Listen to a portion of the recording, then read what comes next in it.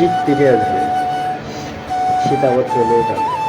শুধু ফিরে আসবে না সেই ছোটবেলা, যেই ছোটবেলা শীতের সকালে কুয়াশা ঘেরা চারিপাশ দেখে স্কুলে যেতাম, রোজ স্নান না করা নিয়ে মায়ের কথা শোনা, বকাবকি শোনা, এইসব।